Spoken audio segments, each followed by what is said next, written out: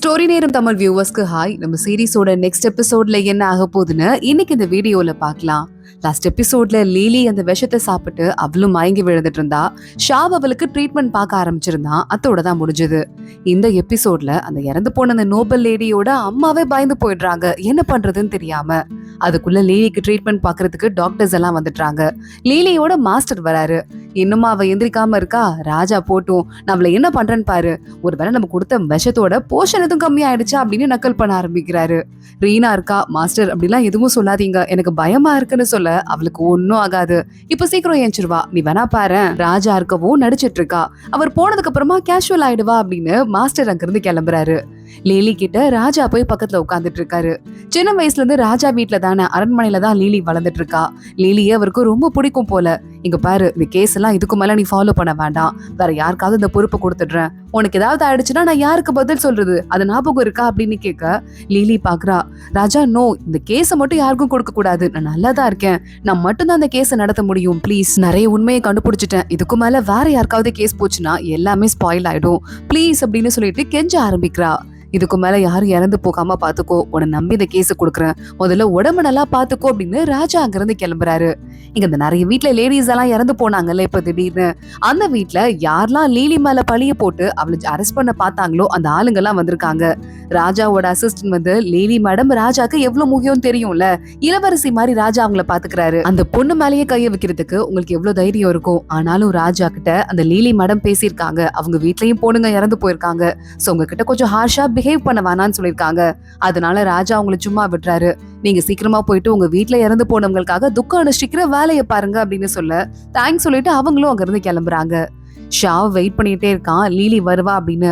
Lily வந்துடுறா. ரீனா பின்னாடியே வந்து ப்ளீஸ் இப்பெல்லாம் பண்ணாதீங்க, பயந்து போயிட்டேன், நல்ல வேலை ஷாவ் இருந்தாரு, அவர் இல்லாம போயிருந்தா இந்நேரம் நான் உங்களுக்கு போய் சவப்பேட்டியில தான் வச்சிருந்திருக்கணும்னு சொல்ல, அதான் ஷாவ் இருந்தார்ல, அவர் தான் காப்பாத்திருப்பார்ல அப்படின்னு லீலி சொல்லிட்டு இருக்கா. என்னோட உங்களுக்கு ஏதாவது ஆயிடுமோன்னு அதிகமா பயந்ததே அவர் தான், நீங்க வேற காமெடி பண்ணிட்டுன்னு ரீனா அங்க இருந்து கிளம்பிடுறா. ஷாவ் கிட்ட லீலி வரா. உங்க மேல எனக்கு நம்பிக்கை இருக்கு, நீங்க கவலைப்படாதீங்க அப்படின்னு சொல்ல, என் மேல எனக்கு நம்பிக்கை இல்ல, தயவு செஞ்சு இந்த மாதிரி விஷ பரிச்செல்லாம் இனிமே பண்ணாதீங்க அப்படின்னு ஷாவ் சொல்லிக்கிட்டு இருக்கான். இந்த கேஸ பத்தி ஏதாவது தெரிஞ்சதா அப்படின்னு கேட்க, அதுக்குதான் உங்களை பார்க்க வந்திருக்கேன். முதல்ல 15th பிரின்சஸ் மேல அந்த நெருப்பு பட்டு அவங்க அங்க எரியும் போது அந்த இடத்த பத்த வச்ச யாரும் கீழே பாதாள வழியா கிளம்பி ஓடி போயிருக்காங்க, கரெக்டா? அப்படி ஓடி போனவங்க ஒரே ஒரு பேட்ச் மட்டும் தான், அந்த பக்கத்து நாட்டு பிரின்ஸ காப்பாத்தி ஓடி கூட்டு போனாங்கல்ல, அந்த பேட்ச் மட்டும் தான் அந்த வழியா போயிருக்காங்க, வேற யாருக்கும் அந்த பாத்து தெரியாது. அப்போ யாரெல்லாம் அந்த பக்கமா ஓடி போனாங்கன்னு அதை வச்சு விசாரிக்கலாம்ல அப்படின்னு ஷாவ் சொல்லிட்டு இருக்கான். நீங்க உங்க ஃப்ரெண்டோட மரணத்துக்கு நீதி வாங்கணும், பழி வாங்கணும்னு அலைஞ்சிட்டு இருக்கீங்க, யார் இந்த தப்பா பண்ணாங்கன்னு கண்டுபிடிக்கிறது கூட பழி வாங்குறது தானே அப்படின்னு ஷாவ் கேக்குறான். ஆமா அப்படின்னு லீலி அங்க இருந்து கிளம்புறா. லைட்டா மயக்கம் வருது, வெள்ள போறா. ஷாவ் அவளை தாங்கி பிடிக்கிறான். உங்களுக்கு ஒண்ணும் இல்ல, ஓகே தானே அப்படின்னு கேட்டுட்டு இருக்கான். என்ன பத்தி அதிகமா கவலைப்படுற மாதிரி தெரியுது அப்படின்னு சொல்ல, ஆமா நீங்க ஒரு வேலை வந்துட்டு ஏதாவது ஆயிடுச்சுன்னா நான் என்ன பண்றது அப்படின்னு ஷாவ் கேக்குறான். எனக்கு ஏதாவது ஆயி நான் செத்து போயிட்டேன்னா உங்களை மறுபடியும் ஆஸ்ட்ரானமி டிபார்ட்மெண்ட்கே கூப்பிட்டுப்பாங்க, இந்த கேஸ் எல்லாம் விசாரிக்கவே தேவையில்லை, ஆனா அப்பயும் எனக்கு எதுவும் ஆயிடக்கூடாதுன்னு பயப்படுறீங்க, சரி பரவாயில்ல, ஆனா அந்த ஹெலன் இருக்கால, அவ சொன்னதெல்லாம் உண்மைதான், நீங்க அவ சொன்னப்ப கோவப்பட்டீங்க, நான் உங்களை பார்த்தேன், எனக்கு உண்மையாவே அம்மா அப்பாலாம் யாரும் இல்ல அப்படிங்கறதால நான் கஷ்டப்பட்டு தான் வளர்ந்தேன், கண்ட்ரோல் பண்றதுக்குன்னு எனக்கு பெருசா யாரும் இல்ல, என் குடும்ப கதை தான் உங்களுக்கும் தெரிஞ்சிருக்கும் போலயே அப்படின்னு லீலி சொல்றா. ஷாவ் நான் கேள்விப்பட்டிருக்கேன் அப்படின்னு சொல்லிட்டு ரெண்டு பேரும் வெளியே வர ட்ரை பண்றாங்க. மாஸ்டர் வராரு. நீ அடங்குறியா கொஞ்சமாவது, இஷ்டத்துக்கு ஆடிக்கிட்டு இருக்க அப்படின்னு சொல்ல, அப்புறமா பாக்கலாம் மாஸ்டர், ஓவரா பண்ணாதீங்க, எனக்கு வந்து மருந்து ரெடி பண்ணி வைங்க, வந்து குடிக்கணும் அப்படின்னு சொல்லிட்டு லீலி வெளியே போறா. மாஸ்டர் உங்க பவுச்சை திருடிட்டேன், இதை யூஸ் பண்ணிக்கிறேன் அப்படின்னு சொல்ல, மாஸ்டர் இவ தொல்லை தாங்க முடியலன்னு திட்டிட்டு அங்க இருந்து கிளம்பி போறாரு. மாஸ்டர் மீன் வாங்கி வச்சிடாதீங்க, ஞாபகம் இருக்குல்ல அப்படின்னு லீலி அங்க இருந்து கிளம்புறா. ஏன் உங்களுக்கு மீன் பிடிக்காதா அப்படின்னு ஷாவ் கேட்க, ஆமா எனக்கு மீனே பிடிக்காது, ஒரு வேளை எனக்கு ஏதாவது சாப்பாடு வாங்கினீங்கன்னா என்னைக்காவது மீன் மட்டும் வாங்கிடாதீங்க அப்படின்னு சொல்லிட்டு லீலி அங்க இருந்து போயிட்டு இருக்கா. லீலி நேரா மறுபடியும் கிளம்பி போயிட்டு 15th பிரின்சஸ் இருக்கால, அவளோட ரூம்ல இன்னும் நிறைய கர்ச்சிஃப் அந்த பொண்ணு எம்ப்ராய்டரி பண்ணி வச்சிருக்கா, அந்த டிசைன் எல்லாம் பாத்துட்டு இருக்கா. அதே நேரம் நீங்க அப்படின்னு சொல்லிட்டு ஒரு பையன் தான், அவன் அரண்மனையில இருக்கிற போலீஸ், அவன் இத்தனை நாளா நம்ம ஷாவ் கூட லீலி கூட வந்து கூட இந்த கொலைகாரனை தேடிக்கிட்டு இருந்தான், அந்த பையன் மட்டும் தான் நடுவுல தனியா பிரிஞ்சு போயிருக்கான் அப்படிங்கிற தகவலை ஷாவ் கேட்டுட்டு வந்து லீலி கிட்ட சொல்லிக்கிட்டு இருக்கான். அப்படியா அப்படின்னு லீலி பாக்குறா. அந்த நிங்கோட ரூம்க்கு வராங்க. லைட்டா தேட ஆரம்பிக்கிறாங்க. அவனோட யூனிஃபார்ம் எல்லாம் அந்த இடத்துல இருக்கு. அவன் ஒரு பில்லோ வச்சிருக்கான். அதை பார்த்ததுமே லீலி ஷாக் ஆயிடுறா. ஏன்னா அந்த பில்லோல இருக்கிற எம்ப்ராய்டரி அப்படியே இன்னொரு பக்கம் 15th பிரின்சஸ் வீட்ல இருந்து எம்ப்ராய்டரி டிசைனா, ஒரே எம்ப்ராய்டரி டிசைன். அப்ப இந்த ரெண்டு பேருக்கும் ஏதோ கனெக்ஷன் இருக்கு அப்படிங்கறத லீலி கண்டுபிடிச்சிடுறா. ஷாவ் வரான். நம்ம வெளியே பார்த்த அந்த ஷூ தடையும் இருந்ததுல, அந்த ஷூ தடையமும் இந்த பையன் நீங்க இருக்கான்ல அவன் ஷூ தடையமும் அப்படியே ஒன்னா இருக்கு. நம்ம அங்க பார்த்தது இந்த பையன் தான் அப்படிங்கறத கண்டுபிடிக்கிறான். கூவும் நேரா உள்ள ஓடி வரான். இப்ப நம்ம எங்க போய் தேடுறது? சீக்கிரமா எல்லா இடத்துலயும் தேட ஆரம்பிக்கலாம்னு சொல்ல நான் நேரா கிளம்பி துறைமுகத்துக்கு போறேன். தப்பிச்சு போறதுக்கு வாய்ப்பு இருக்குன்னு லீலி அங்க இருந்து கிளம்புறா. நீங்க தான் தப்பிச்சு போக போறான் அப்படின்னு இப்பதான் கூக்கே தெரியுது. இவங்க எல்லாம் ஒன்னா வேலை பார்த்த போலீஸ் தானே. அவனும் நேரா கிளம்பி ஓடி போயிட்டு இருக்கான். இங்க பார்த்தா அந்த போலீஸ் நீங்க நேரா கிளம்பி உள்ள ஒரு போட்ல போய் உட்கார்றான். போட்டை ஓட்டிட்டு ஒரு பொண்ணு அமைதியா போயிட்டு இருக்கா. உள்ள ஒரு ஊதுபத்தி கூட எரிஞ்சிட்டு இருக்கு. கரெக்டா போட்டை பிடிக்கிறதுக்காக நம்ம ஷாவ் லீலி அப்படின்னு எல்லாரும் வராங்க. போட் அதுக்குள்ள பாதி தூரம் கிளம்பி போயிடுது. இவங்க பின்னாடியே ஒரு போட்டை பிடிச்சு அந்த போட்டை ஃபாஸ்டா போய் புடிங்க அப்படின்னு சொல்லிக்கிட்டு இருக்கா. கிட்ட போக போகதான் தெரியுது அந்த போட் பத்திக்கிட்ட எரிய ஆரம்பிச்சிருச்சு அப்படின்னு. லீலி பாக்குறா. நேரா கூவோட கிளம்பி பறந்து போய் அந்த போட்டு கிட்ட போயிடுறா. பார்த்தா அந்த போட்ல வேற யாருமே இல்ல. போட் ஓட்டுறவங்களே இல்ல. இந்த பையன் மட்டும் தான் இருக்கான். நீங்க தப்பிச்சு போனால அவன் மட்டும் தான் இருக்கான். அவனோட முதுகுல ஏதோ தச்ச மாதிரி இருக்கு. அவனும் அப்படியே பத்திட்டு எரிஞ்சிட்டு இருக்கான். இத பார்த்துட்டு வேகமா கூ ஓடி போயிட்டு அணைக்கிறதுக்கு ட்ரை பண்ணிட்டு இருக்கான். லீலி பாக்குறா. மனசுக்குள்ள என்ன நடக்குது அப்படின்னு தெளிவா அவளுக்கு புரிஞ்சிருது. அந்த டெட் பாடியை கூட்டு போயிட்டு வெளியே செக் பண்ணிட்டு இருக்காங்க. என்ன ஒரு மாதிரி உடம்பு முடியாத மாதிரி இருக்கு அப்படின்னு லீலியை பார்த்து எல்லாரும் கேக்குறாங்க. இல்ல நான் நல்லா தான் இருக்கேன், எனக்கு எந்த பிரச்சனையும் கிடையாது. இவனோட பாடியை தூக்கிட்டு போயிட்டு நம்ம ஆபீஸ்ல ஒப்படைங்க, எனக்கு வேலை இருக்கு அப்படின்னு சொல்லிட்டு லீலி அங்க இருந்து கிளம்பிட்டு இருக்கா. மறுபடியும் 15th பிரின்சஸ் அவ கண்ணு முன்னாடியே எரிஞ்சது அவளுக்கு ஞாபகம் வந்துட்டு இருக்கு. அத பத்தி யோசிச்சுட்டு இருக்கா. அப்போ வந்து நிங்கோட ட்ரெஸ் கொண்டு வந்து இங்க பாருங்களேன், இந்த பையன் ட்ரெஸ்ல இந்த இடத்துல எல்லாம் காயம் இருக்கு அப்படின்னு காட்டுறாங்க. ஷாவ் பாக்குறான். இவன் கிட்ட ஒரு தடவை ஒரு பையன் கொலை பண்றதுக்கு வந்தான். அப்ப கூ சண்டை போட்டான்ல. அப்ப கூ சண்டை போடும் போது எந்த இடத்துல எல்லாம் காயம் வந்துச்சோ அதே இடத்துலதான் நிங்கு பாடியிலையும் காயம் விழுந்திருக்கு. அன்னைக்கு என்ன கொலை பண்றதுக்கு வந்தது நீங்க அப்படின்னு இவனும் ஒரு பக்கம் ஷாக் ஆகுறான். நேரா ஷாவும் கிளம்பி மறுபடியும் 15th பிரின்சஸோட வீட்டுக்கு போயிட்டு அவளோட பொருள் எல்லாம் எரிச்சிட்டு இருக்கா. வேலைக்கார பொண்ணு எம்ப்ராய்டரி டிசைன் எல்லாம் அதெல்லாம் எடுத்து இவன் பார்க்க ஆரம்பிக்கிறான். அதுல எம்ப்ராய்டரி டிசைனுக்கு நடுவுல ஒரு பேப்பர் ஒண்ணு இருக்கு. அதுல மேல இருக்க ஒரு பேப்பர்ல வச்சு எழுதுன அச்சு மட்டும் கீழே விழுந்திருக்கு. ராஜா கிட்ட ஒரு பேப்பர் போயிருந்ததுல எனக்கு அபசகுணமா ஏதோ நடக்க போகுது அப்படின்னு ஒரு வார்னிங் பேப்பர். அந்த பேப்பரை வேற யாரும் இல்ல, இந்த 15th பிரின்சஸ் தான் எழுதி ராஜாக்கே அனுப்பியிருப்பா போல. ஷாவுக்கு சந்தேகம் அதிகமாயிட்டே இருக்கு. லீலி எங்க போயிருப்பா அப்படிங்கறத கண்டுபிடிச்சு அவளை ஃபாலோ பண்ணிட்டு வரான். லீலி அதுக்கு முன்னாடி ஒரு பாலடைஞ்ச வீட்டு முன்னாடி நின்னுட்டு இருக்கா. லீலி பாக்குறா. எதுவும் உங்க கண்ணுல இருந்து தப்பிக்காதல்ல, இதையும் கண்டுபிடிச்சு வந்துட்டீங்கல்ல அப்படின்னு சொல்ல, ஆமா நீங்க தான் அன்னைக்கு என்ன அட்டாக் பண்ண வந்த கொலைகாரன். அன்னைக்கு அவன் என்ன கொலை பண்ண வந்தப்போ இந்த பக்கமா வந்து அந்த வான்ஷூ இறந்து போய் கடந்தாலே விசிறியோட கல்யாண ட்ரெஸ் போட்டுட்டு அவளை கொலை பண்ணிருக்கிறதுக்கு வாய்ப்பே கிடையாது. அப்பதான் நான் கண்டுபிடிச்சேன், கொலை பண்ணவங்க ஒருத்தங்க கிடையாது, 2 பேர். இங்கோட கூட சேர்ந்து கொலை பண்ணது 15th பிரின்சஸ். 15th பிரின்சஸ் முன்னாடி இறந்தே போகல. அந்த மாதிரி ஒரு டிராமா போட்டிருக்காங்கிறத எப்ப கண்டுபிடிச்சீங்க? முன்னாலே சந்தேகம் இருந்தது தானே அப்படின்னு ஷாவ் கேக்குறான். லீலி பாக்குறா. சந்தேகம் இருந்தது உண்மைதான். இப்போ இந்த நீங்க இறந்து போட்ல கடந்தப்போ அவன் முதுகுல ஏதோ தச்சிருந்தது. அது ஒரு எம்ப்ராய்டரி பேட்டர்ன். அந்த பேட்டர்ன் 15th பிரின்சஸ்க்கு மட்டும் தான் நல்லா தெரியும். அப்பதான் கண்டுபிடிச்சேன், இது எங்களோட ரகசிய பிளேஸ், இங்க வந்திருப்பான்னு சொல்லிட்டு எனக்கு ஒரு டவுட் இருந்தது. அதான் இங்க வந்திருக்கேன்னு சொல்ல, உள்ள ஒரு வேலை 15th பிரின்சஸ் இருக்கலாம். அவங்க இருந்து தப்பிக்கிறதுக்கு ஆசைப்பட்டா என்ன பண்ணுவீங்க? தப்பு பண்ணவங்களுக்கு தண்டனை கிடைச்சுதானே ஆகணும் அப்படின்னு ஷாவ் சொல்லிட்டு இருக்கான். அவனோட ஃப்ரெண்டு, அவளுக்கு தண்டனை கொடுக்க சொல்றீங்களா? ஒரு வேலை அவ தப்பிச்சு போகணும் அப்படின்னு ஆசைப்பட்டானா ராஜாட்ட போயிட்டு அவளை காப்பாத்தி விட்டுட்டு ஏன் உயிரை நான் கொடுத்துருவேன். கண்டிப்பா அவ தப்பிச்சு போகணும்னு ஆசைப்பட்டானா அது கண்டிப்பா நடக்கும். இங்கேயே வெயிட் பண்ணுங்க அப்படின்னு சொல்லிட்டு லீலி மட்டும் இந்த வீட்டுக்குள்ள போறா. ஷாவ் அமைதியா வெயிட் பண்ணிருக்கான். பார்த்தா அந்த வீட்டுக்குள்ள உள்ள இருக்கிற ஒரு இடத்துல உண்மையாவே 15th பிரின்சஸ் வெயிட் பண்ணிட்டு இருக்கா. நீ வந்துட்டியா என்ன கண்டுபிடிச்சு அப்படின்னு சொல்லிட்டு லீலிய கட்டி பிடிச்சுக்கிறா. என்னடி ஆச்சு அப்படின்னு கேட்க, அப்போதான் வந்து 15th பிரின்சஸ் கதை சொல்ல ஆரம்பிக்கிறா. நான் ஒரு தடவை விளக்கு திருவிழா அன்னைக்கு வெளியே போயிருந்தேன். அப்படி பார்த்துட்டே இருக்கும்போது ஒரு நெருப்பு பந்து வித்த காட்டிட்டு இருக்கவங்க கையில இருந்து தப்பிச்சு என்கிட்ட பறந்து வந்துச்சு. அப்போ அந்த இடத்துக்கு நீங்க வந்தான். நெருப்பு பந்து கிட்ட இருந்து என்ன காப்பாத்தினா. அப்போ நான் யாருன்னு சொல்லிட்டு அவனுக்கு தெரியாது. 2 பேரும் யாரு ஒருத்தங்கன்னு தெரியாமலே கொஞ்சம் பழக ஆரம்பிச்சோம். அப்புறம் கொஞ்ச நாள்லயே அடிக்கடி பாத்துக்கிற வாய்ப்பு கிடைச்சது. எனக்கு வந்து அவனை ரொம்ப பிடிச்சு போயிருச்சு.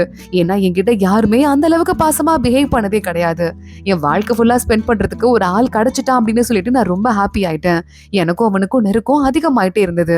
அப்பதான் ராஜா கிட்ட இருந்து உத்தரவு வந்தது, பக்கத்து நாட்டு பிரின்ஸ் கூட எனக்கு கல்யாணம் ஆக போகுதுன்னு சொல்லிட்டு நான் பயங்கரமா கவலைப்பட ஆரம்பிச்சிட்டேன் என்ன பண்றதுன்னு.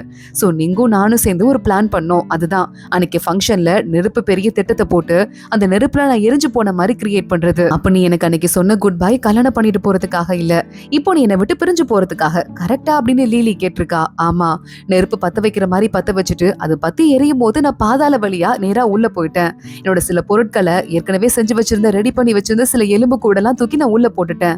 என் ட்ரெஸ் சேஞ்ச் பண்ணிட்டு நான் உள்ள பாதாளத்துல வெயிட் பண்ணும்போது நீங்க அங்க வந்தான். என்ன கூட்டு போயிட்டு அந்த பிரின்ஸ கூட்டு போற சாக்குல என்ன கூட்டு போயிட்டு வேற ஒரு இடத்துல என்ன விட்டான். அந்த இடத்துல நான் கொஞ்ச நேரம் ஒளிஞ்சிருந்தேன். அப்புறம் எல்லாமே ஊரே அடங்கினதுக்கு அப்புறமா நீங்க வந்துட்டு ஏற்கனவே எனக்கு ஒரு வீட வாடகைக்கு எடுத்திருந்தான். நாங்க சொல்லிதான் எடுத்திருந்தோம். நேரா நான் அந்த வீட்டுக்கு போயிட்டேன்.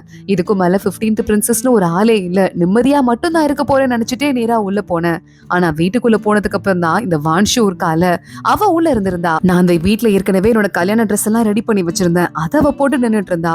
என்ன பார்த்ததும் ஓ இதான் உன் கல்யாண ட்ரெஸ்ஸா, நீங்கோட போயிட்டு ஜாலியா இருக்கலாம் நினைச்சியா, பாத்தியா பிரிண்ட் எல்லாம் எவ்வளவு அழகா இருக்கு, ஆனா அதுக்காக எவ்வளவு பெரிய ஏமாத்து வேலையை பண்ணிட்ட. இப்ப மட்டும் நீ ராஜா கிட்ட மறுபடியும் போனா அவர் உனக்கு எவ்வளவு பெரிய பனிஷ்மெண்ட் கொடுப்பாரு. நான் ஏதோ என் இஷ்டத்துக்கு அடுத்தவங்களை கொடுமைப்படுத்தி ஜாலியா இருந்துட்டு இருக்கேன். எவ்வளவு தைரியம் இருந்தா அன்னைக்கு அந்த பொண்ணை வந்து காப்பாத்திருப்ப. அதை காப்பாத்துற உரிமை உனக்கு எங்க இருந்து வந்தது அப்படின்னு அவ கேட்க ஆரம்பிக்கிறா. ராஜாக்கு தெரிஞ்சதுன்னா உன்னை சும்மா விட மாட்டாரு அப்படின்னு 15th பிரின்சஸ் சொல்ல, ராஜாவா சொந்த அப்பா தான், ஆனா இன்னும் ரொம்ப உரிமையா பேசுற, உன் வாழ்க்கையிலே இவரை எத்தனை தடவை நீ பாத்திருப்ப. சாதாரண ஒரு லேடிக்கு பிறந்த பொண்ணு நீ, ராஜா உன்ன முகத்தை கூட சரியா பாத்திருக்க மாட்டாரு. அதான் நான் லைட்டாவே பேசி பார்த்தேன், உன்னை பக்கத்து நாட்டு பிரின்ஸ்க்கு கல்யாணம் பண்ணி வைக்க சம்மதிச்சிட்டாரு. அது மட்டும் இல்லாம நீ என்ன நீங்க உன்னை பயங்கரமா லவ் பண்றான்னு நினைச்சிட்டு இருக்கியா? இவ்வளவு பெரிய டிராமாவை நீங்க ஒருத்தனால தனியா போட முடியும் நினைச்சிட்டு இருக்கியா? இது எல்லாமே நான் போட்ட பிளான். அன்னைக்கு நெருப்பு பந்து உன் மேல வந்து விழ வந்தது நான் போட்ட பிளான். அதை நீங்க வந்து அதை தடுத்து நிறுத்தினது என்னோட பிளான். அப்புறம் உன்னை அவன் கூட க்ளோஸா பழக விட்டது எல்லாமே என்னோட பிளான். இன்னைக்கு கொண்டு வந்து எப்படி நிறுத்திருக்கேன் பாத்தியா? நீ நீங்க கிட்ட ஒரு கர்ச்சீஃப் கொடுத்தியே, அது கூட என்கிட்ட இருக்கு. நீங்க என்கிட்ட வேலை பாக்குறவன் என்கிட்ட காசு வாங்கிட்டு தான் உன்னை லவ் பண்ற மாதிரி நடிச்சான். ஆனா என்ன பண்றது, அவன் கூட ரொம்ப க்ளோஸா பழகி இப்ப என்ன ஆயிட்ட? உங்க அம்மா ஒரு டான்சர் தானே, ராஜாவோட ஒய்ஃப் ஆனதுக்கு அப்புறமா அந்த பவரை வச்சு அடக்கி நீ வாழ்ந்து இருந்திருக்கணும். அதுக்கும் மேல நீங்க கல்யாணம் பண்ணிட்டு நிம்மதியா வாழணும்னு ஆசைப்பட்டு பிரெக்னெண்டா வேற ஆயிட்ட. இதெல்லாம் அந்த பக்கத்து நாட்டு பிரின்ஸ்க்கு தெரிஞ்சா என்ன ஆகும், அதை பத்தி கொஞ்சமாவது யோசிச்சு பாத்தியா அப்படின்னு வாங்ஷு கேக்குறா. இதெல்லாம் கேட்டுட்டு பயங்கரமா உடம்பே நடுங்கி போயிடுது 15th பிரின்சஸ்க்கு. நீங்க ஒண்ணு உண்மையா லவ் பண்றான்னு நினைச்சிட்டு இருக்கியா? உன்ன மாதிரி ஒண்ணும் இல்லாத ஒரு ஆளை வேற யாராவது லவ் பண்ணுவாங்களா என்ன? அவனுக்கு இங்க இருக்கிற பவர் பதவி எல்லாம் விட்டுட்டு அவன் கூட ஓடி வருவான்னு நினைச்சிட்டு இருக்கியா அப்படின்னு கேட்டுட்டு இருக்க. பயங்கரமா வேகமா 15th பிரின்சஸ் அதிர்ச்சியில அரைஞ்சு வச்சிடுறா வான்ஷுவ. என்னையாடி அரைஞ்ச, கால்ல விழுந்து கெஞ்சிருந்தா கூட உன்னை காப்பாத்துறதுக்கு ஏதாவது பண்ணிருப்பேன். உனக்கு எவ்வளவு தைரியம் அப்படின்னு சொல்லிட்டு உன் மானத்தை எப்படி வாங்குறேன் பாரு அப்படின்னு வான்ஷு கேட்டுட்டு இருக்கா. உன்னை இந்த நிலைமைக்கு காதல்ல விழ வச்சு இந்த இடத்துல கொண்டு வந்து நிறுத்தினதும் நான் தான். லைட்டா ராஜாட்ட பேசி முடிச்சு உன்னை பக்கத்து நாட்டு பிரின்ஸ் கல்யாணம் பண்ணி வைக்க ஏற்பாடு பண்ணதும் நான் தான். உன் நிலைமை இனிமே அதோ கதிதான் அப்படின்னு சொல்லிட்டு அவ ரொம்ப நக்கலா பேசிட்டு இருக்க. பாத்துட்டே இருக்கா. இதுக்கும் மேல முடியாது அப்படின்னு 15th பிரின்சஸ் கையில நம்ம லீலி கொடுத்த கத்தி இருக்குல்ல, அதை எடுத்து வேகமா அவ உடம்புல ஒரே சொருகிடுறா. அந்த பொண்ணு துடிச்சு துடிச்சு உயிர் போகிறத பாத்துட்டு பயந்து போயிட்டு அங்க இருந்து 15th பிரின்சஸ் ஓடி போயிருக்கா. ஒரு பாதாளத்துல வெயிட் பண்ணிட்டு இருந்திருக்கா அழுது நடுங்கிக்கிட்டே. அதுக்கப்புறம் தான் நீங்க இந்த இடத்த விட்டு தப்பிச்சு போறதுக்கு தெரிஞ்சு நேரா அந்த போட் ஓட்டுற பொண்ணு மாதிரி போயிட்டு அங்க ஏற்கனவே மயக்க மருந்த கலந்து வச்ச சாம்பிராணி ஏத்தி விட்டு அவன் மயங்கினதுக்கு அப்புறமா என்னோட கையில போட்ட எம்ப்ராய்டரிய வாணி தூக்கி கொடுத்த, இப்போ உன் முதுகலையும் நான் போடுறேன். இதுக்கும் மேல இந்த எம்ப்ராய்டரி உன்னை விட்டு போகவே போகாது, எப்போதுமே உன் கூடயே வாழ்க்கைக்கும் இருக்கும் அப்படின்னு சொல்லிட்டு தான் அங்க இருந்து அமைதியா கிளம்பி இருக்கா. இங்க இந்த பிரின்சஸ் கேஸ்ல இப்படிலாம் விஷயம் நடக்குது அப்படின்னு லீலியோட மாஸ்டருக்கு தெரிஞ்சிருது. லீலிய மாஸ்டர் கூப்பிடுறாரு. என்ன பண்ண போற அப்படின்னு கேட்க, அவ என் ஃப்ரெண்டு, அவ பண்ணது தப்பா இருக்கலாம், ஆனா அவளுக்காக நான் கடைசி வரைய கூட இருப்பேன், அது மட்டும் தான் நான் பண்ண முடிஞ்ச ஒரே விஷயம்னு சொல்ல மாஸ்டர் பாக்குறாரு. முட்டாள்தனமா பேசிட்டு இருக்காத, அவ பண்ணது தப்பு தான். இதுக்கும் மேல அவளுக்காக நீ கவர் பண்ற அப்படின்னு பண்ணனா உன்னோட வேலையை நீ ஒழுங்கா பார்க்காம விடுறதை விட இன்னொரு முக்கியமான தப்பையும் பண்ற. அது உனக்கு நீயே குழி தோண்டிக்கிறது. இன்னும் ஒரு ஸ்டெப் நீ தப்பா எடுத்து வச்சா உனக்கு பெரிய ஆபத்து காத்திருக்கு.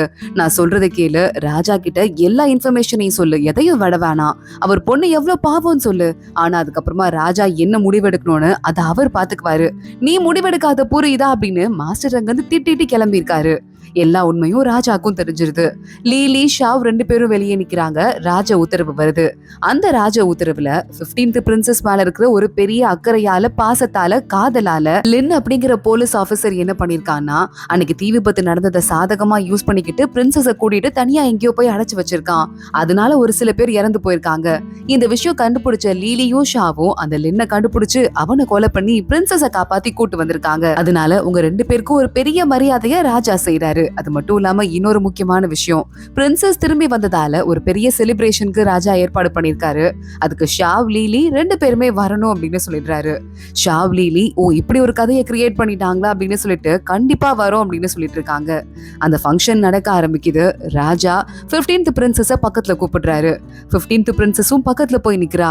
உங்களை நான் ரொம்ப கஷ்டப்பட வச்சுட்டேன், என்ன மன்னிச்சிருங்க அப்படின்னு அவ சொல்லிக்கிட்டு இருக்கா. அவர் வேகமா பக்கத்துல கூப்பிட்டு, சாரிமா, நீ கவலைப்படாத, இன்னும் பெரிய டவுரியா நான் உனக்கு ஏற்பாடு பண்ணி அந்த டவுரியோட சேர்த்து உன்னை பக்கத்து நாட்டு பிரின்ஸ்க்கு கல்யாணம் பண்ணி தரேன். அங்க போய் நீ சந்தோஷமா வாழவ, எல்லாரும் உன்னை நல்லா பாத்துப்பாங்க அப்படின்னு ராஜா சொல்றாரு. 15th princess shock ஆயிடுறா.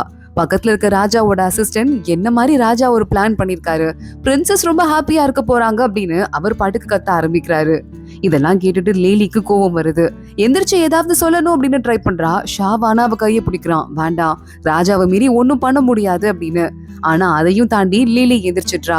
இல்ல ராஜா, இந்த உத்தரவை திருப்பி வாங்கிக்கோங்க, இது சரியில்லை அப்படின்னு அவ சொல்ல ஆரம்பிக்க, ராஜா உடனே உனக்கு அம்மா அப்பா இல்ல, அதனால இந்த பாசத்தை புரிஞ்சுக்க முடியலன்னு நினைக்கிறேன், இப்படி தப்பா பேசாத அப்படின்னு லிலி வாயவே அடைச்சிட்றாரு. இல்லப்பா, நான் அந்த கல்யாணத்தை ஏத்துக்கிறேன். அதுக்கு முன்னாடி எனக்கு இந்த கல்யாணத்தை கிஃப்டா கொடுத்த உங்களுக்காக ஒரு ஆடல் நிகழ்ச்சி ஒண்ணு நான் நடத்தி காட்டணும்னு ஆசைப்படுறேன், எனக்கு அதுக்கு மட்டும் பெர்மிஷன் கொடுங்கன்னு இந்த 15th பிரின்சஸ் கேக்குறா. ஒரு பெரிய உயரமான ஸ்டேஜ் அங்க ஒண்ணு இருக்கு. அதுல ஏறி ரொம்ப அழகா ஆட ஆரம்பிக்கிறா. அதெல்லாம் ஆடிட்டு இருக்கும் போதே ராஜா பொண்ணு எவ்வளவு அழகா ஆடுறா அப்படின்னு பாத்துட்டு இருக்காரு. லேலிக்கு மனசு கஷ்டமா இருக்கு. அவ மனசுல என்ன ஓடிட்டு இருக்குன்னு தெரியலேன்னு. அப்ப பிரின்சஸ் டான்ஸ் முடிஞ்சதுக்கு அப்புறமா ராஜாவை பார்த்து, அப்பா, நீங்க என்னோட சொந்த அப்பா தான், ஆனா நீங்க ராஜா, நான் பிறந்ததுக்கு அதிர்ஷ்டம் பண்ணிருக்கேன்னு கூட சொல்லணும், இளவரசியா உங்களுக்கு பொண்ணா பிறந்ததுக்கு. ஆனா நான் என்னோட வாழ்க்கையிலேயே மொத்தமா உங்களை 3 தடவை தான் பாத்திருக்கேன். அதுல முதல் தடவை பார்க்கும்போது நான் ரொம்ப சின்ன பொண்ணா இருந்தேன். எனக்கு இப்பயே 18 வயசு தான் ஆகுது. ஆனாலும் அவ்வளவு சின்ன வயசுல தான் உங்களை முதல் தடவையா நான் பார்த்தேன். எல்லா பிரின்சஸும் ஒன்னா படிக்கும் போது நீங்க என்னோட பாடத்தை ரொம்ப பாராட்டினீங்க, நல்லா படிக்கிறேன்னு. அதுக்கப்புறமா நான் நிறைய கஷ்டப்பட்டேன். ஆனா அப்ப கூட உங்க பக்கத்துல வர முடியல, உங்க பாராட்ட வாங்க முடியல, இவங்கள பார்க்க கூட முடியல. அதுக்கும் அடுத்து நான் உங்களை பார்த்தப்போ உங்க பர்த்டே ஃபங்க்ஷன்ல உங்களுக்காக நான் கஷ்டப்பட்டு பண்ண அந்த எம்ப்ராய்டரி டிசைனோட பார்த்தேன். ஆனா அதுக்கு கூட வேட்டு வைக்கிற மாதிரி இன்னும் சில பேர் வந்துட்டாங்க. என்னோட எம்ப்ராய்டரி டிசைன் உங்க கண்ணு முன்னாடி படுறதுக்கு கூட எனக்கு அவ்வளவா கொடுத்து வைக்கலப்பா. அதுக்கும் அடுத்த தடவை உங்களை பார்த்தது எனக்கு கல்யாணம் நீங்க என்கேஜ் பண்ணீங்கல்ல, அப்பதான்ப்பா பார்த்தேன். நான் உங்களுக்கு ஞாபகமே இல்லாத ஒரு பொண்ணா மாறிட்டேன். ஆனா அப்பா, இதுக்கும் மேல நீங்க என்ன எப்பவுமே மறக்க மாட்டீங்க, எப்பவுமே ஞாபகம் வச்சுக்க போறீங்க அப்படின்னு சொல்லிட்டு அந்த ஸ்டேஜ்ல இருந்து பின்னாடி அப்படியே பிரின்சஸ் குதிச்சிட்றா. மின்னல் வேகத்துல பாஞ்சு லீலி பிரின்சஸ காப்பாத்தணும்னு போறா. ஆனா அதுக்குள்ள பிரின்சஸ் கீழே விழுந்துடுறா. லீலி போயிட்டு அவளை மடியில போட்டுட்டு, ஏன்டே இப்படி பண்ண அப்படின்னு கேட்க, இல்லடி, இதுக்கும் மேல நான் பிடிக்காத விஷயத்த யாரும் என்ன ஃபோர்ஸ் பண்ணி செய்ய வைக்க முடியாதுல்ல, அதனால்தான், நீ கவலைப்படாத, நான் பிடிச்ச இடத்துக்கு தான் போறேன், ஹாப்பியா இருக்க போறேன், நீ என்னை பத்தி கவலையே படக்கூடாதுன்னு சொல்லிட்டு பிரின்சஸ் லீலியோட மடியிலேயே உயிரை விட்டுடுறா. லீலி அழுதுகிட்டு இருக்கா. ராஜா அங்க பாக்குறதுக்கு வராரு. என்னம்மா இது இப்படி பண்ணிட்டாலே அப்படின்னு அவர் பயங்கரமா ரொம்ப டிஸ்டர்ப் ஆயிருக்காரு. இதுக்கு வேற யாரும் காரணம் சொல்லலாம், ஆனா அதுக்கு ஒரு முக்கியமான காரணம் அப்படின்னு சொல்லிட்டு லீலி ராஜாவையே சொல்ல வரா. அதுக்குள்ள ராஜாவோட அசிஸ்டன்ட், ராஜா வாங்க ரெஸ்ட் எடுங்க, அப்புறம் பாத்துக்கலாம் அப்படின்னு அழுதுட்டு இருக்க ராஜாவை அங்க இருந்து கூட்டிட்டு போயிடுறாரு. அடுத்து ராஜா இன்னொரு பிரின்சஸ் செலக்ட் பண்ணி பக்கத்து நாட்டு பிரின்ஸ் கூட கல்யாணத்தை பண்ணி அனுப்பி வைக்கிறாரு. அந்த பொண்ணு சோகமா போயிட்டு இருக்கா. இது தூரமா இருந்து ஷாவ் லீலி 2 பேரும் பாக்குறாங்க. அவளோட பாதையில இருந்து எஸ்கேப் ஆயிட்டா. ஆனா அந்த வேலையில இன்னொரு பொண்ணு மாட்டிக்கிட்டா. அட்லீஸ்ட் என் ஃப்ரெண்டாவது அவளுக்கு பிடிச்ச மாதிரி அவளை யாரும் ஃபோர்ஸ் பண்ணாம நிம்மதியா இருக்கா, அதை நினைச்சுக்கிறேன் அப்படின்னு லீலி சொல்லிட்டு இருக்கா. ஷாவ் யோசிச்சு பாக்குறான். அந்த 15th பிரின்சஸ் நான் ஆல்ரெடி ஒரு தடவை பார்த்திருக்கேன் அப்படின்னு சொல்லிட்டு அந்த பிரின்சஸ் இவனை கூப்பிட்டு, ஏதோ கெட்ட சம்பவம் நடக்க போகுது அப்படிங்கிற மாதிரி இன்ஃபர்மேஷன் கொடுத்திருக்கீங்க ஆஸ்ட்ரானமி டிபார்ட்மெண்ட்ல இருந்து, அது யாராவது ஒருத்தங்க பண்ணணுமா இல்ல இயற்கையே பண்ணுமா அப்படின்னு கேட்க ஷாவ் பாக்குறான். எதுவா இருந்தாலும் மனுஷனால தொடங்கப்பட்டு நடக்கிறதும் இயற்கையை செலக்ட் பண்றதுதான். ஜஸ்ட் நம்ம யாராவது ஒருத்தங்க அதுக்கு காரணமா போயிட்டோம் அப்படின்னு சொல்ல, அப்படியா, அப்ப எவ்வளவு பெரிய கெட்ட சம்பவம் நடக்கும் அப்படின்னு இவ பாத்துட்டு இருக்கா. இதெல்லாமே அவ பிளான் பண்ணது தானே, அதை பத்தி ஷாவ் சொல்லிக்கிட்டு இருக்கான். ஷாவை பார்த்து லீலி கேக்குறா, அம்மா, நீங்க நீதிப்படி நடப்பீங்களா இல்ல நேர்மைப்படி நடப்பீங்களா அப்படின்னு கேட்க, நீதியும் நேர்மையும் ஒன்னோட ஒண்ணு பின்னி பிணைஞ்சது, ஒண்ணு இல்லாம ஒருத்தங்களால வாழ முடியாதுன்னு சொல்ல, ஓகே, நீங்க ரொம்ப ஜென்டில் மேன், அதனால அப்படி பண்றீங்க. நான் அந்த அளவுக்கு ஜென்டில் உமன் கிடையாது, எனக்கு நேர்மைதான் முக்கியம். என் ஃப்ரெண்டுக்கு ஒண்ணுனா நான் அவளுக்கு சப்போர்ட்க்கு போய் நிப்பேன். ஆனா நீங்களும் அந்த அளவுக்கு ரிஜிட்டான ஆள் கிடையாது. ஒருவேளை அப்படிப்பட்ட ஆளா இருந்திருந்தீங்கன்னா நேரா ராஜா கிட்ட போயிட்டு எல்லா விஷயத்தையும் சொல்லிருப்பீங்க. நீங்க உங்களை மோசமான ஆளு நினைச்சுக்காதீங்க அப்படின்னு லீலி சொல்லிக்கிட்டு இருக்கா. ஷாவ் அவள அமைதியா பாத்துட்டு இருக்கான். லீலி அங்க இருந்து போகும்போது ஷாவோட பாடியில அந்த பெர்ஃப்யூம் பவுச் இருக்குல்ல அதை அப்படியே புடுங்கிட்டு போயிடுறா. தனியா போய் உட்கார்றா. அவ படுக்க மாறி மாறி ஒயின் குடிச்சிட்டே இருக்கா. அந்த பெர்ஃப்யூம் பவுச்சை பாக்குறா. ஏதோ ஞாபகம் வர மாதிரி இருக்கு. ஷாவோட வீட்டுக்கு போற மாதிரி, அவனை தேடிட்டு போற மாதிரி அவங்க அம்மாவை பார்த்து பேசிட்டு இருக்கா. ஷாவ் எப்பயாவது அம்மா வீட்டுக்கு வருவான். நீ இவ்வளவு தூரம் வந்தது வேஸ்டா போச்சுன்னு அவங்க அம்மா சொல்ல, இல்ல ஆண்டி, நீங்க பண்ணிருக்கீங்களா இந்த ஸ்வீட், லோட்டஸ் ஸ்வீட் ரொம்ப சூப்பரா இருக்கு, அரண்மனையில கிடைக்கிறத விட நல்லதா இருக்கு அப்படின்னு சொல்லிட்டு ஷாவ் ஒரு பெர்ஃப்யூம் யூஸ் பண்றான். அதை நீங்க தான் கொடுத்தீங்கன்னு சொன்னா, ரொம்ப நல்லா இருக்கு, அது எங்க வாங்குனீங்க அப்படின்னு கேட்க, இது நானாதாமா ப்ரிப்பேர் பண்ணது, இது எல்லாமே நான் பண்ணதுதான், நீ வேணா ட்ரை பண்ணி பாருன்னு அவங்க சொல்றாங்க. இது எதுவுமே ஷாவ் கிட்ட இருக்கிறது இல்லையே அப்படின்னு லீலி கேக்குறா. அதுவா, ஒரு வேலை அது தீர்ந்து போனதை நாங்க இன்னும் பண்ணாம இருப்போம் அப்படின்னு சொல்ல, சரி ஓகே ஆண்டி அப்படின்னு சொல்லிட்டு இருக்கும் போதே, உங்க அம்மா மாதிரி ரொம்ப அழகா இருக்கமா அப்படின்னு அவங்க சொல்லிடுறாங்க. என் அம்மாவையும் அப்பாவையும் பத்தி இந்த 15 வருஷத்துல யாருமே என்கிட்ட பேசுனது கிடையாது. முதல் தடவையா நீங்க பேசிருக்கீங்க, வருத்தப்படாதீங்க. என் அம்மாவை பத்தி கேக்குறதுக்கு நான் எப்பவுமே ஹாப்பியா தான் இருப்பேன்னு சொல்ல, உன் அம்மா ரொம்ப தைரியமான ஆளு, ரொம்ப அழகான பொண்ணு, அதே மாதிரி உங்க அப்பா மாதிரி ஒரு வீரனையும் பார்க்க முடியாது. சம்பவம் நடந்த அன்னைக்கு நானும் என் ஹஸ்பண்டும் ஷாவோட பாட்டிய பாக்குறதுக்கு போயிருந்தோம். அவங்க வீட்டுல ஒரு கெட்ட சம்பவம் நடந்துருச்சுன்னு சொல்லிட்டு அதுக்கு விரதம் அனுஷ்டிச்சிட்டு இருந்தாங்க. நாங்களும் அவங்க கூட போய் கலந்துக்கிட்டோம். அவங்க தூங்குறதுக்கு ரொம்ப லேட் ஆயிடுச்சு. அப்புறம் என் புருஷனுக்கு வேலை இருந்தது. நைட் ஒரு 9 மணிக்கு மேல அவர் அங்க இருந்து கிளம்பி போயிட்டாருமா. அதுக்கப்புறம் தான் இப்படி ஒரு சம்பவம் நடந்ததே எங்களுக்கு தெரிஞ்சதுன்னு சொல்ல, 9 மணிக்கு மேலே ஆண்டி அப்படின்னு லீலி கேக்குறா. ஆமா அம்மா அப்படின்னு சொல்ல, சரி ஓகே நான் இன்னொரு நாள் வரேன் அப்படின்னு லீலி அங்க இருந்து கிளம்பிடுறா. அங்க இருந்து இவ போறத பார்த்துட்டு மாஸ்டர் வந்துடுறாரு.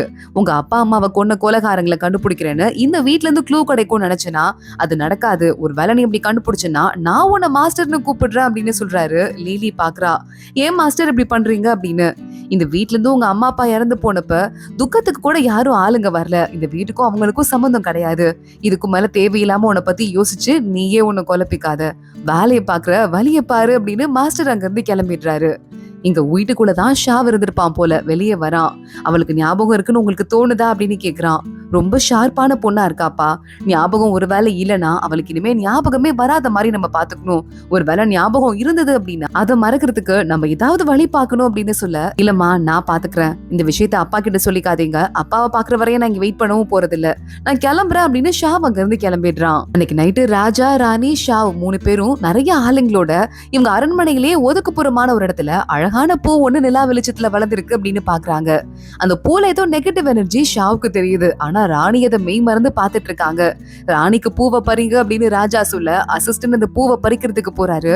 செவரு பிடிச்சு வேகமா பூவை இழுக்கிறாரு. அந்த செவரு லேசா உடைஞ்சு விழுந்து அந்த பூ இருக்கிற செவரு இருக்குல்ல, அதுக்குள்ள ஒரு டெட் பாடி இருக்கு. அதை பாத்துடுறாரு. அரண்மனையில என்ன நடக்குது, சீக்கிரமா விசாரிங்க அப்படின்னு சொல்லிட்டு ராஜா அங்க இருந்து கிளம்பி போயிடுறாரு. டெட் பாடி போகுது. அதை பத்தி விசாரிக்கிறதுக்காக நம்ம லீலி வந்திருக்கா.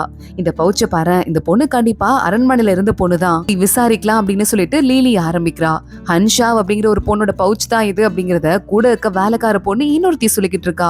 ஹன்ஷா இறந்து போயிட்டாளா, அவளுக்கு என்ன ஆச்சு அப்படின்னு வருத்தப்பட்டு பேசிட்டு இருக்காங்க. ஹன்ஷாவோட வீடு எங்க இருக்குன்னு கண்டுபிடிச்சு லீலி, ஷாவ் 2 பேரும் அடுத்த நாள் போறாங்க. அம்மா இங்க பாருங்களேன், அக்கா வேலை பாக்குற அரண்மனையில இருந்து ஆளுங்க வந்திருக்காங்கன்னு ஹன்ஷாவோட தங்கச்சி கத்திக்கிட்டே உள்ள ஓடி போறா. அவங்க அம்மா பார்த்துட்டு, எங்கம்மா என் பொண்ணு, என்ன ஆச்சு அவளுக்கு, நாங்களும் வெயிட் பண்ணிட்டே இருக்கோம், அவ ஆளே வரல, என் பொண்ணுதாம்மா எங்களுக்கு சம்பாரிச்சு கொடுப்பா, என் ஹஸ்பண்ட் சம்பாதிக்கிற காசெல்லாம் எங்களுக்கு பத்தாதுன்னு சொல்ல லீலி பாக்குறா.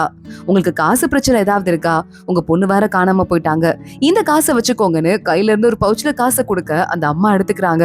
அந்த தங்கச்சி இருக்கால, வேணா அப்படிங்கிற மாதிரி பாத்துட்டு இருக்கா. உங்க பொண்ணுதான் சம்பாரிச்சு கொடுக்குறான்னு சொல்றீங்க, அவ வரல அப்படின்னா இந்நேரத்துக்கு நீங்க தேட ஆரம்பிச்சிருக்கணும், ஏன் தேடவே இல்லை அப்படின்னு சொல்லிட்டு லீலி அடுத்த கேள்வி கேக்குறா. ஆனா அந்த ஆன்டிக்கு பதில் சொல்றதுக்கு வாயில வார்த்தையே இல்ல. லீலி அங்க இருந்து ஷாவோட கிளம்பி போகும்போது தங்கச்சி ஓடி வந்துட்டு, அக்கா ஒரு வேலை எங்க அக்காவை நீங்க பார்த்து அவங்களுக்கு வீட்டுக்கு வரதுக்கு பிடிக்கலன்னு வச்சுக்கோங்களேன், அவங்க வீட்டுக்கே வர வேண்டாம், அவங்களுக்கு எங்க பிடிச்சிருக்கோ அங்க நிம்மதியா இருக்கலாம், பிளீஸ்கா, நான் அவங்களுக்கு எஞ்சிலாம் கேட்க மாட்டேன், அவங்க ஹாப்பியா இருக்கட்டும், நான் இப்ப வீட்டு வேலையெல்லாம் பாத்துக்கிறேன், நானும் சம்பாதிப்பேன் அப்படின்னு இந்த பொண்ணு சொல்றா. லீலி கையில இருந்து ஒரு டோக்கன் எடுத்ததை கொடுத்து, என்னைக்காவது உன் அம்மாவோ அப்பாவோ உனக்கு பிடிக்காத மாதிரி ஃபோர்ஸ் பண்ணாங்களாலோ இல்ல உன வேற யாருக்காவது விற்க பார்த்தாங்கனாலோ நீ என்ன தேடி வரலாம், புரியுதா, நான் உன் அக்காவை பத்தி விசாரிக்கிறேன் அப்படின்னு சொல்லிட்டு லீலி அங்க இருந்து போயிடுறா. ஷாவ் பாக்குறான், எதுக்காக அந்த குடும்பத்துக்கு ஹெல்ப் பண்ண, அந்த குடும்பம் அந்த ஹன்ஷாவை புளிஞ்சு எடுத்து அவகிட்ட இருந்து காசு பார்க்க பாத்திருக்காங்க, அவங்களுக்கு போய் காசு கொடுக்கணுமான்னு கேட்க, வேற ஏதாவது அந்த ஹன்ஷா எழுதின லெட்டர்ல டீடைல் இருக்கான்னு பாருங்க, குடும்பத்துல இருந்து இதுக்கு காசு வேணும் அதுக்கு காசு வேணும்னு அவங்க அம்மா தான் எழுதியிருக்காங்க அப்படின்னு லீலி சொல்லிக்கிட்டு இருக்கா. ரீனா பொண்ணு அங்க வந்துடுறா. இத பத்தி நான் விசாரிச்சேன். அந்த பொண்ணு வேலையை விட்டு போய் 6 மாசம் ஆச்சு. ஆனா அந்த 6 மாசத்துல வீட்டுக்கும் அவ திரும்பி போல. எந்த இடத்துலயுமே புதுசா வேலை கேட்டு அப்ளையும் பண்ணல. எங்க போனானே தெரியல அப்படின்னு சொல்லிக்கிட்டு இருக்கா. எங்க போயிருப்பாளா இருக்கும் அப்படின்னு லீலி அவ ஃப்ரெண்டு ஒரு பொண்ணு கூப்பிட்டு இருக்கா. இத பத்தி தகவல் சொல்றேன்னு கூப்பிட்டு இருக்கா அப்படின்னு ஹன்ஷாவோட ஃப்ரெண்ட பாக்க போறா. அந்த பொண்ணு எனக்கு யாரு ஹன்ஷாவை கொலை பண்ணதுன்னு நல்லாவே தெரியும்னு சொல்றா. கேஸ் சம்பந்தமா இன்னொரு வேலைக்கார பொண்ணும் இறந்து போயிருக்கா. என்ன நடக்குது அப்படின்னு சொல்லிட்டு லீலிக்கு கன்ஃபியூஸ் ஆயிட்டு இருக்கு. சோ அந்த வேலைக்கார பொண்ணோட கொலையை விசாரிக்கிறதுக்காக அங்க போயிட்டு, அம்மா உன்கிட்ட கூட ஏதோ காஸ்ட்லியா ஒரு நெக்லஸ் கூட இருந்ததாமே அப்படின்னு சொல்லிட்டு அங்க லீலி இன்னொரு வேலைக்கார பொண்ணு கிட்ட விசாரிக்கிறா. ஆமா, அது வந்துட்டு ராஜாவோட துணை மனைவி இருக்காங்கல்ல, அவங்க அதை போட்டிருந்தாங்க. அவங்க போட்டிருக்கும் போது ஒரு தடவை அதை கையில எடுத்து வச்சிருந்தா போல அந்த ஹன்ஷா, இப்ப இறந்து போயிட்டால அந்த பொண்ணுதான். உடனே துணை மனைவி பார்த்துட்டு உனக்கு வேணும்னா இதை நீ கையில வச்சுக்கோன்னு அவகிட்டே கொடுத்துட்டாங்க. யார் மேலையும் திருட்டுப்படி வரக்கூடாதுன்னு அவங்க பார்த்தாங்க. அப்போ இந்த இறந்து போன ஹன்ஷா இப்போ இன்னொரு வேலைக்கார பொண்ணு இருக்கா, அவகிட்ட அந்த நெக்லஸ் கொடுத்துட்டான்னு அந்த பொண்ணு மாட்டிட்டு சுத்திக்கிட்டு இருக்கா அப்படின்னு சொல்ல ரீனா அங்க இருந்து போறா. இப்ப எந்த பொண்ணு அந்த நெக்லஸ மாட்டிருக்காலோ அவகிட்ட போயிட்டு, நீ தான் திருடிட்டு அந்த பொண்ணை கொலை பண்ணிட்டு அதை வாங்கிட்டியா அப்படின்னு கேட்க, என்ன பேசுறீங்க, இந்த நெக்லஸ் கூட எனக்கு தேவையில்லை, ஆனா என் மேல அபாண்டமா பழி போடாதீங்க, அந்த பொண்ணு என்கிட்ட கொடுக்கல. ஹூடா அப்படின்னு சொல்லிட்டு இங்க ஒரு மேனேஜர் இருக்காரு அரண்மனையில, அவர் தான் யாருக்காவது ஏதாவது காசு வேணும்னா கடன் கொடுப்பாரு. என் மேல பயங்கரமா பாசம் வந்துருச்சு அவருக்கு, நான் லவ் பண்றாரு போல. சோ அதனால என்கிட்ட கொடுக்க சொல்லி அந்த ஹன்ஷா கிட்ட இருந்து என்கிட்ட கொடுத்தாரு. அதனாலதான் இதை வாங்கி நான் போட்டிருக்கேன் அப்படின்னு சொல்லிக்கிட்டு இருக்க. ஹூடாவா அப்படின்னு ரீனா கேட்டுட்டு இருக்கா. இங்க இந்த ஹூடா இருக்கான்ல, மேனேஜரா இருந்துட்டு வேலைக்கார பொண்ணுங்களுக்கு அதிக வட்டிக்கு கடன் கொடுக்குறான். வேற வழியே இல்லாம வட்டிக்கு கடன் வாங்குற அந்த பொண்ணுங்க கிட்ட தப்பாலாம் பிஹேவ் பண்ண ஆரம்பிக்கிறான். எனக்கு ஒத்துழைச்சுன்னா உனக்கு இன்னும் கம்மியா வந்துட்டு வட்டி போட்டு காசு தர அப்படின்னு. எப்பங்க காசு கொடுப்பீங்க, அதை மட்டும் கொடுத்துருங்க, வட்டி கூட இருந்தா கூட பரவாயில்லன்னு அந்த பொண்ணு பேச அவள்கிட்ட பயங்கரமா ஃபோர்ஸ் பண்ண ஆரம்பிக்கிறான் இந்த ஹூடா. அப்போ நேரா லீலி ஷாவ் எல்லாரும் உள்ள வந்துடுறாங்க. எதுக்குடா அந்த பொண்ணு மேல படுத்துட்டு இருந்த அப்படின்னு நம்ம லீலி கேக்குறா. இல்லங்க படுத்துட்டலாம் இல்ல, அந்த பொண்ணு காசு கேட்டு வந்திருந்தாங்க, ஜஸ்ட் ஸ்லிப் ஆகி விழ போனாங்க, அவங்கள காப்பாத்த போனேன், வேற ஒண்ணும் இல்ல. இங்க பாருமா கேக்குறாங்கல்ல சொல்லுன்னு ஹூடா மிரட்ட ஆரம்பிக்கிறான். அந்த பொண்ணும் ஆமாங்க காசு வாங்க வந்தேன், அப்போ நான் கீழே விழுந்துட்டேன், அவர் என்ன காப்பாத்தினாரு அப்படின்னு சொல்லிட்டு அவரும் ஆமா அப்படின்னு பேசிட்டு இருக்கா. அந்த பொண்ணு அங்க இருந்து பயந்து நடுங்கிக்கிட்டே காசை வாங்கிட்டு கிளம்ப ஷாவ் பாத்துட்டு இருக்கான். உங்களுக்கு எப்படிங்க இவ்வளவு காசு வருது அப்படின்னு கேக்குறான். அது என்னங்க இருக்கிற காசை வச்சு அவங்களுக்கு ஹெல்ப் பண்றேன். அந்த ஹன்ஷாவ்னு ஒரு பொண்ணு இருந்தாலே அவகிட்ட கூட கொடுத்தேன், அந்த பொண்ணு இறந்து போயிட்டா, ஏதோ ரீசெட்டில்மெண்ட் பணம் வந்தது, அதை வச்சு கொஞ்சம் சமாளிச்சுக்கிட்டேன். ஹெல்ப் பண்ணணும்னு மனசு இருக்கிற என்ன மாதிரி ஆளுங்களுக்கு எங்க போனாலும் கஷ்டம் தானே, எனக்கு என்ன பண்றதுனே தெரியலங்க, என்னை பத்தி எல்லாம் கவலைப்படாதீங்க, என் வாழ்க்கை இப்படிதான், அடுத்தவங்களுக்கு உதவி பண்ணியே போயிடும்னு ஹூடா ரொம்ப நக்கலா பேச ஆரம்பிக்கிறான். நான் உன்னை சும்மா விட்டுருவேன் போல, ஆனா நீ சாகணும்னு சொல்லிட்டு நிறைய பேர் ஆசைப்பட்டுட்டு இருக்காங்க. இந்த நெக்லஸ் இருக்கே, இத ஹன்ஷா கிட்ட நீ தான் கொடுத்தியாமே அப்படின்னு கேட்க, இதை நான் பார்த்ததே இல்லைங்க, இன்னைக்குதான் முதல் தடவை பாக்குறேன். அந்த வேலைக்கார பொண்ணு யாரு, அவளை கூட்டு வந்து என் கண்ணு முன்னாடி நிறுத்துங்க, அப்போ நான் நீதி என்ன அப்படின்னு கேட்டு பாக்குறேன். எனக்கு நிறைய வேலை இருக்கு, ராஜா வேற புதுசா வந்து நிறைய வேலைக்கார பொண்ணுங்களை அப்பாயிண்ட் பண்ண சொல்லியிருக்காரு, அந்த பொண்ணுங்களை பாக்குறதுக்காக நான் கிளம்பி போக போறேங்க, நான் அப்புறம் பாக்குறேன் அப்படின்னு சொல்ல ஷாவ் பாக்குறான். உங்களை பார்த்தா புக்ஸ் படிக்கிற மாதிரியே இல்ல, இவ்வளவு புக்ஸ் வச்சிருக்கீங்க அப்படின்னு கேட்க, இல்லையே எனக்கு புக்ஸ் படிக்கிறதுக்கு ரொம்ப பிடிக்கும், அதனாலதான் எல்லாத்தையும் நான் கொண்டு வந்து இங்க வச்சிருக்கேன் அப்படின்னு ஹூடா சொல்றான். ஷாவ் நேரா அங்கிருந்து கிளம்பிடுறான். உடனே ஏதாவது க்ளூ தெரிஞ்சுதா அப்படின்னு லீலி பார்த்து கேட்டுட்டு இருக்கா. அப்பன்னு பார்த்து அந்த பக்கமா ரீனாவும் வரா. இந்த ஹூடா எப்ப பாரு சந்தன கட்டைய உடம்புல தேய்ச்சிருப்பான் அப்படின்னு கேள்விப்பட்டோம்ல, ஆனா அது உண்மை கிடையாது. இப்ப அவன் ரூமுக்கு போகும்போது கூட சந்தன கட்டை வாசமே அடிக்கல. ஹன்ஷாவ் சொன்னால இதுக்கு சாகரத்துக்கு முன்னாடியே சந்தன கட்டை வாசம் இருக்கிற ஒருத்தராலதான் அட்டாக் பண்ணப்படுறான்னு, என்ன நடக்குதுன்னு புரியலையே அப்படின்னு ரீனாவும் கேட்டுட்டு இருக்கா. ஷாவ் பாக்குறான். அந்த பையன் உள்ள ரைட்ஸ்ன்னு சொல்லிட்டு ஒரு புக்கு வச்சிருந்தான், அந்த புக்கை மட்டும் தான் ஓபன் பண்ணுவான் போல, வேற எந்த புக்குமே ஓபன் பண்ணி தொடவே இல்ல, தூசி படிஞ்சு கிடக்கு, அத ஒருவேளை எடுத்தா நமக்கு தகவல் கிடைக்கலாம்னு சொல்ல நல்ல ஐடியா, ரீனா அந்த புக்கை போய் எடு அப்படின்னு சொல்லிட்டு அங்க இருந்து ஷாவ் கூட லீலி கிளம்பிடுறா. இந்த ஹூடா போய் ஒரு ஹோட்டல்ல உட்கார்ந்துட்டு இருக்கான். ரெண்டு பேரும் ஆப்போசிட் ஹோட்டல்ல உட்கார்ந்து பாத்துட்டே இருக்காங்க. இந்த முக்கியமான நேரத்துல இவன் இங்க வந்து உட்கார்ந்து இருக்கான்னா இதுல ஏதோ ஒரு விஷயம் இருக்கு, என்ன சொல்ற அப்படின்னு கேட்டுட்டு ஷாவ் திரும்பி பாக்குறான். லீலியும் பாக்குறா. பார்த்தா அந்த ஹூடா காணாம போயிருக்கான். எங்க போனான்னு தெரியலேன்னு ரெண்டு பேரும் தேடிட்டு பின்னாடியே ஓடுறாங்க. ஷார்ட்டா போயிடலாம், இந்த குறுக்கு வழியில போலாம் அப்படின்னு நம்ம ஷாவ் கூட்டு போயிட்டு இருக்கான். லீலி பாக்குறா. சீக்கிரமா போனோம் அப்படின்னு மேல ஏறி ஓட்டு மேல பறந்து போயிட்டு இருக்கா. சாரி உனக்கு மார்ஷியல் ஆர்ட்ஸ் தெரியாதுல்ல, நான் போறேன் அப்படின்னு. ஆனா அதுக்குள்ள ஷாவ் ஒரு குதிரையை வாடகைக்கு எடுத்துட்டு, எவா லிலி இங்க வா சீக்கிரம் போலாம் அப்படின்னு கூப்பிட ரெண்டு பேரும் குதிரையில ஏறி ஒன்னா கிளம்ப ஆரம்பிக்கிறாங்க. போயிட்டு கரெக்டா ஒரு வண்டி போச்சு. அந்த நேரமா தான் இவன் காணாம போனா அப்படிங்கறதால அந்த வண்டி எங்க போயிருக்குன்னு சொல்லிட்டு அங்க போய் நிக்கிறாங்க. ஹூடா கரெக்டா அதே நேரமா அந்த இடத்துக்கு வந்துட்டு இருக்கான். ஒருத்தக்கு மேல ஏதோ தண்ணி கொட்டிருச்சுன்னு சொல்லிட்டு சண்டையே நடக்குது ரோட்ல. ஹூடா அங்க வந்துடுறான். எதுக்கு சண்டை போட்டுட்டு இருக்கீங்க, இப்பவே இங்க வந்து கிளம்பி போங்க அப்படின்னு ஹூடா அதை சமாதானப்படுத்த ட்ரை பண்ணும்போது டக்குன்னு பின்னாடி இருக்க ஒரு பெரிய கட்டை இடிஞ்சு விழுந்து ஒருத்த மேல விழுந்துருது. அந்த உளுந்தவன் அங்கேயே இறந்து போயிடுறான். அப்பன்னு பார்த்து ஹூடாவை நிறைய வவ்வாலுங்க ஒன்னா சேர்ந்து அட்டாக் பண்ண ஆரம்பிக்குது. அப்போ ஒருத்தன் பெருசா தலையில துணி எல்லாம் போட்டுட்டு அங்கிருந்து கிளம்பி போயிட்டு இருக்கான். ஒரு வண்டி ஒண்ணு இருக்கு, அந்த வண்டியை இழுத்துட்டு போறான். அதை நம்ம ஷாவு பாத்துடுறான். லீலி போயிட்டு ஹூடாவை காப்பாத்துறதுக்கு ட்ரை பண்றா, வவ்வால் எல்லாம் துரத்தி விடுறா. ஆனா அதுக்குள்ள பயங்கரமா அந்த வவ்வாலுங்க எல்லாம் அவனை அட்டாக் பண்ணிருது. ஷாவ் யோசிச்சு பாக்குறான், இவங்க வரும்போது ஒருத்தங்க மேல தண்ணி கொட்டுச்சுல்ல, அது வேணும்னே இந்த ஹூடாவை இங்க நிக்க வைக்கிறதுக்காக நடத்தின பிரச்சனை. ஹூடா இங்க வரும்போது அவன் மேல ஏதோ ஒரு பொடியை தூவி இருக்காங்க, அதனாலதான் வவ்வாலுங்க எல்லாம் அவனை மட்டும் அட்டாக் பண்ணுது. அது வந்து அவன் கரெக்டா ஒரு துணி போட்டு இப்ப அந்த ட்ரக்கை இழுத்துட்டு போனால அவன் வேலையாதான் இருக்கும் அப்படின்னு சொல்லிட்டு ஷாவ் அங்க இருந்து கிளம்பி போயிடுறான். ஹூடா கிட்ட லீலி வந்து நிக்கிறா. யாரு உனக்கு காசு கொடுத்தா, என்ன நடக்குது, உன்னை யார் அட்டாக் பண்ண ட்ரை பண்றான்னு கேட்க, இல்ல நான் பண்ணல, நான் யாரையும் கொலை பண்ணலன்னு சொல்லிட்டு அங்கே பொத்துன்னு விழுந்துடுறான். இவனோட பாடியை கொண்டு போய் வச்சுட்டு இவன் மேல இந்த சந்தன கட்ட வாசம் அடிக்கவே இல்ல, வேற யாரா இருப்பா, வவ்வால் எதுக்காக இவனை மட்டும் அட்டாக் பண்ணணும் அப்படின்னு யோசிக்க அப்பதான் கண்டுபிடிக்கிறாங்க அவன் மேல ஏதோ ஒரு பொடியை தூவி இருக்காங்க, அது வவ்வால அட்டாக் பண்ண வச்சிருக்கு. வவ்வாலோட வாயில விஷம் தடவப்பட்டிருக்கு, அதனாலதான் இவனை அட்டாக் பண்ணதும் இவன் இறந்து போயிருக்காங்கிற விஷயத்தெல்லாம் லீலி கண்டுபிடிக்கிறா. ஷாவ் அங்க வந்துடுறான். ஆமா, அந்த மாஸ்க் போட்டு ஒருத்தன் போனான், அவன் பின்னாடியே போனீங்களே அப்படின்னு கேட்க, என்னால அவனை ரொம்ப தூரம் துரத்த முடியல, ரொம்ப விவரமானவன், எஸ்கேப் ஆயிட்டான் அப்படின்னு ஷாவ் கொஞ்சம் சோகமா சொல்றான். அதெல்லாம் இல்ல, பார்த்த ஒரு செகண்ட்லயே அவன் தான் கெட்டவன் அவ்வளவு தூரம் கண்டுபிடிச்சு போயிருக்கீங்க, இதை விட பெட்டரா என்ன வேணும், நீங்க ஃபீல் பண்ணாதீங்கன்னு சொல்ல அவன் வண்டியில இந்த மாதிரி டிசைன் வரைஞ்சிருந்ததுன்னு சொல்லிட்டு லீலியோட கையை பிடிச்சு வரைஞ்சு காட்ட ஆரம்பிக்கிறான். இதுவா, அரண்மனையில பக்கெட் கழுவுவாங்கல்ல, டாய்லெட் பக்கெட், அவங்க வண்டியில தான் இந்த சிம்பிள் போட்டிருக்கோம், சூப்பர் க்ளூ அப்படின்னு லீலி சொல்றா. அதுக்குள்ள ரீனா வந்துடுறா. என்ன கையை பிடிச்சிட்டு நிக்கிறீங்க அப்படின்னு பாக்குறா. ஷாவ் சாரி சொல்லிட்டு அங்கிருந்து கிளம்பி போக, எனக்கு வரைஞ்சு காட்டினாரு, இது ஒரு தப்பா அப்படின்னு லீலி கேக்குறா. கையை பிடிச்சுதான் வரைஞ்சு காட்டணுமா அப்படின்னு ரீனாவும் புலம்பிட்டு இருக்கா. லீலி ரீனா ரெண்டு பேரும் டாய்லெட் பக்கெட் கிளீன் பண்றவங்க இடத்துல போய் விசாரிக்கிறாங்க. எப்பவுமே முகத்தை தலையெல்லாம் மறைச்சிட்டு பெரிய கோட் மாதிரி போட்டுட்டு யாராவது இங்க வருவாங்களா அப்படின்னு லீலி கேக்குறா. அதுவா, சூமா, சூ தான் எப்பவுமே இந்த மாதிரி வருவான், அவன் இங்க இருந்து உரத்தெல்லாம் நாங்க தயார் பண்ணி வைப்போம், வாங்கி கொண்டு போய் வெளியே வித்து கொடுப்பான்னு சொல்ல நேரா விக்கிற இடத்துக்கு லீலி போயிடுறா. அங்க விக்கிற இடத்துல அரண்மனையில இருந்து யாராவது இங்க வருவாங்களான்னு கேட்க, அடிக்கடி வருவாங்க, அரண்மனைன்னு தான் சொல்லுவாங்க, நாங்க அதெல்லாம் பார்த்து வைக்கிறது இல்ல, ஆனா இப்ப வெளியோட்ட வந்திருக்கான் பாருங்க, எப்பவுமே ஹை குவாலிட்டி உரம் கொண்டு வருவான், நாங்க போய் வாங்க போறோம் அப்படின்னு அவங்க ரெண்டு பேரும் போறாங்க. உரத்தெல்லாம் எடுக்க ஆரம்பிக்கிறாங்க. அதே லாங் கோட்டு மாஸ்க் எல்லாம் போட்டுட்டு சூ அப்படின்னு லீலி கூப்பிட லைட்டா திரும்பது பாக்கிறதுக்கு வந்துடுறான். ஆனா அதுக்குள்ள சுதாரிச்சுட்டு கையில ஏதோ இந்த விஷப்பொடி எடுத்து மறுபடியும் லீலி மேல தூவி விட்டுறான். வவ்வாலுங்களை அட்டாக் பண்ண விட்டுறான். லீலி வேகமா அந்த கோட்டை கலட்டி, அந்த கோட் மேலதான் அந்த பொடி பட்டிருக்கு, அதெல்லாம் ஒரு ஜன்னல் மேல போட்டுடுறா. வவ்வாலுங்கெல்லாம் அந்த ரூம்குள்ள போயிடுதுங்க. சரின்னு சொல்லிட்டு லீலி மறுபடியும் ரீனாவுக்கும் அந்த பையனுக்கும் சூக்கும் சண்டை நடந்துட்டு இருக்கு. அவங்க கூட போய் மறுபடியும் சண்டை போட ஆரம்பிக்கிறா. அதோட தான் இன்னைக்கு எபிசோட் முடியுது. அடுத்து என்ன ஆக போகுது தொடர்ந்து பார்க்கலாம். இந்த வீடியோவை லைக் பண்ணிக்கோங்க, மறக்காம நம்ம சேனலுக்கு சப்ஸ்கிரைப் பண்ணிட்டு பெல் ஐக்கனையும் கிளிக் பண்ணிக்கோங்க. அடுத்த வீடியோல பார்க்கலாம். அது வரைய பாய்.